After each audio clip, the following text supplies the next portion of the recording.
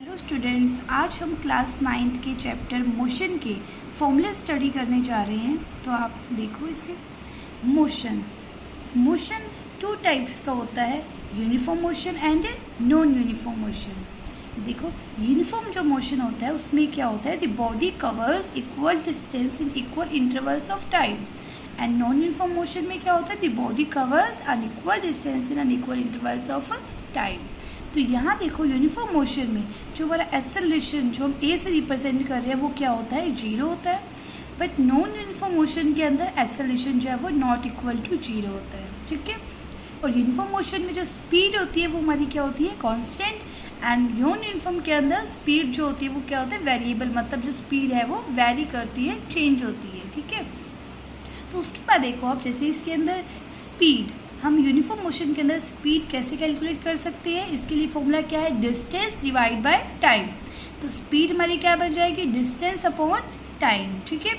और ऐसे ही जो नॉन यूनिफॉर्म मोशन है उसके अंदर कुछ काइनेमेटिक इक्वेशंस होती हैं, जैसे v is equal to u plus a t हमारी फर्स्ट इक्वेशन है, s is equal to u t plus 1/2 a t इसके लिए हमारी सेकेंड इक्वेशन है, v square minus u square is equal to 2as, ये जो है हमारी थर्ड इक्वेशन है, ठीक है।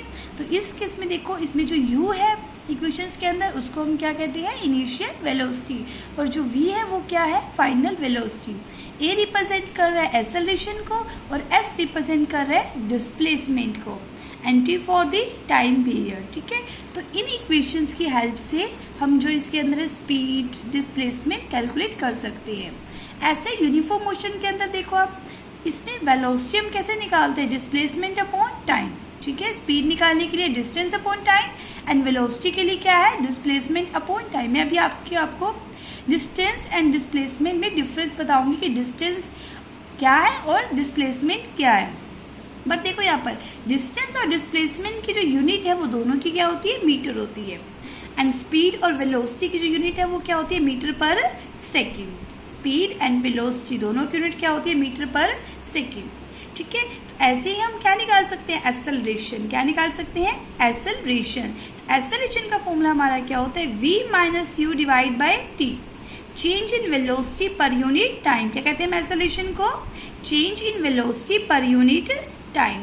तो v हमारी क्या है, फाइनल वेलोसिटी, u क्या है, इनिशियल वेलोसिटी, और t के इसको रिप्रेजेंट कर रहा है टाइम पीरियड को, ठीक है। तो इस हिसाब से v माइनस यू मतलब जो वेलोसिटी है उसकी यूनिट क्या होती है, मीटर पर सेकेंड, और टाइम पीरियड की भी क्या होती है, सेकेंड। तो इसकी यूनिट क्या बन जाएगी, मीटर पर सेकेंड स्क्वायर। तो एक्सेलरेशन की यूनिट क्या हो गई, मीटर पर सेकेंड स्क्वायर, ठीक है। नेक्स्ट देखो आगे, डिस्टेंस और डिस्प्लेसमेंट। अब देखो यहाँ डिस्टेंस है, डिस्टेंस क्या है, the path covered by an object in its entire journey. कि मतलब अपनी एंटायर जर्नी के अंदर एक ऑब्जेक्ट अपना टोटल कितना पाथ कवर्ड कर रहा है, उस टर्म को कहते हैं डिस्टेंस। ऐसे डिस्प्लेसमेंट में देखो, shortest path covered by an object in a straight line, कि एक स्ट्रेट लाइन में एक ऑब्जेक्ट जो है वो कितना कम पाथ कवर कर रहा है, कितना शॉर्ट पाथ कवर कर रहा है, उसे कहते हैं डिस्प्लेसमेंट। फॉर एग्जांपल देखो, मैं आपको बताती हूँ, जैसे यहाँ पर क्या है, ए हमने 3 पॉइंट्स दिए हैं, ए बी सी को, एक ऑब्जेक्ट है, ठीक है, जो ट्रैवल कर रहा है वो पहले वो गया ए टू बी, ठीक है, फिर गया वो B to C and then C to B. वो बी पर आकर मतलब रेस्ट पे हो गया, रेस्ट पोजीशन पे हो गया। तो जैसे मैंने बोला A to B then B to C and then C to B, पहले वो ए टू बी गया तो उसने कितना पाथ अपना कवर किया, 10 मीटर। फिर वो गया बी टू सी, कितना कवर किया, 15 मीटर। उसके बाद वापस आया सी टू बी, ठीक है, तो कितना कवर किया, 15 मीटर। टोटल जो उसका डिस्टेंस हो गया वो कितना हो गया, 10 plus 15 means C to B का टोटल उसने डिस्टेंस कितना कवर किया, 40 मीटर। ये क्या हो गया, उसका डिस्टेंस हो गया। जैसे total path covered by an object in its entire journey, कितना कवर किया उसने, 40 मीटर। अब ऐसे अगर हम डिस्प्लेसमेंट की बात करें, अब वो कहाँ से उसने अपनी जर्नी स्टार्ट की थी, ए से, तो उसका इनिशियल पॉइंट क्या था, ए था। उसने अपनी जर्नी कहाँ के ख़त्म किया, बी पॉइंट पे। इसमें तो हमने क्या निकाला, कंप्लीट पाथ निकाला है पहले डिस्टेंस में। लेकिन अगर डिस्प्लेसमेंट की बात करें, जर्नी कहाँ से स्टार्ट की उसने अपनी ए पॉइंट से, ठीक है, एंड कहाँ की जर्नी, बी पॉइंट के ऊपर। एक्चुअली डिस्प्लेसमेंट क्या है, shortest path covered by an object in straight line. तो इसका मतलब क्या है कि उसने ए से बी तक कितना पाथ कवर किया, वो उसका क्या हो जाएगा, डिस्प्लेसमेंट हो जाएगा। तो देखो ए टू बी कितना है, 10 मीटर। तो उस पर्सन का जो सब्जेक्ट का जो डिस्प्लेसमेंट है वो कितना हो गया, 10 मीटर, और डिस्टेंस कितना था, 40 मीटर। तो ये इन दोनों में क्या है, डिफरेंस है। Total path covered by an object in इस एंटायर जर्नी, तो क्या हो गया, डिस्टेंस, और जो शॉर्टेस्ट पाथ है वो क्या हो गया, डिस्प्लेसमेंट। तो डिस्प्लेसमेंट को हम इस टाइप से भी हम कह सकते हैं कि shortest distance between initial and final point, या shortest distance between initial and final position, उसे क्या कहते हैं, डिस्प्लेसमेंट। जैसे ए टू बी, इनिशियल और फाइनल के बीच का जो शॉर्टेस्ट डिस्टेंस है वो कितना क्या है, डिस्प्लेसमेंट है, ठीक है। उसके बाद देखो हम एवरेज स्पीड कैसे कैलकुलेट कर सकते हैं। एवरेज स्पीड कैलकुलेट करने के लिए देखो हमने ऐसे यहाँ पे पॉइंट्स लिए, उसने क्या किया, ये कितना है डिस्टेंस, S1 है, यहाँ कितना डिस्टेंस है, S2, और यहाँ कितना डिस्टेंस है, S3।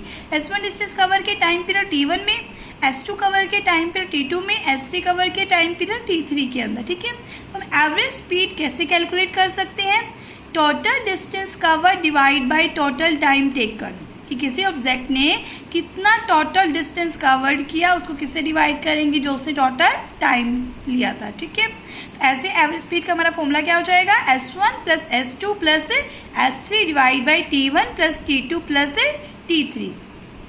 नेक्स्ट है एवरेज वेलोसिटी।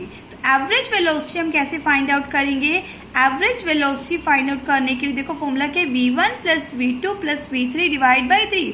अब यहाँ देखो कितनी वेलोसिटी है उसकी, V1, इसके करस्पॉन्डिंग कितनी है, V2, इसके करस्पॉन्डिंग कितनी है, V3, ठीक है। तो उसकी हम वेलोसिटी निकालेंगे, V1 plus V2 plus V3 divide by 3 आ जाएगा। ये हमारी क्या आ जाएगी, एवरेज वेलोसिटी। ये एवरेज स्पीड के लिए फॉर्मूला है और ये एवरेज वेलोसिटी के लिए, ठीक है।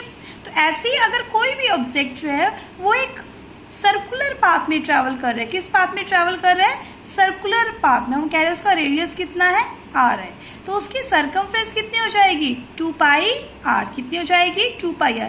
अगर उसने इस सर्कुलर पाथ में अपना एक राउंड कंप्लीट किया है, कितना राउंड कंप्लीट किया है, एक राउंड कंप्लीट किया है, तो उसकी जो वेलोसिटी वो कितनी आ जाएगी, 2 पाई r बाई t, कितनी आ जाएगी, 2 पाई r बाई t। मतलब उसका डिस्टेंस हो गया, डिस्टेंस अपॉन में टाइम पे, तो डिस्टेंस मतलब यहाँ पर किस केस में जाएगा, उसकी सरकमफ्रेंस की केस में। तो सरकमफ्रेंस कितनी है, 2 पाई r divide by time period. तो इस टाइप से हम यूनिफॉर्म सर्कुलर मोशन के केस में हम उसकी जो है स्पीड जो है वो कैलकुलेट कर सकते हैं। Thank you.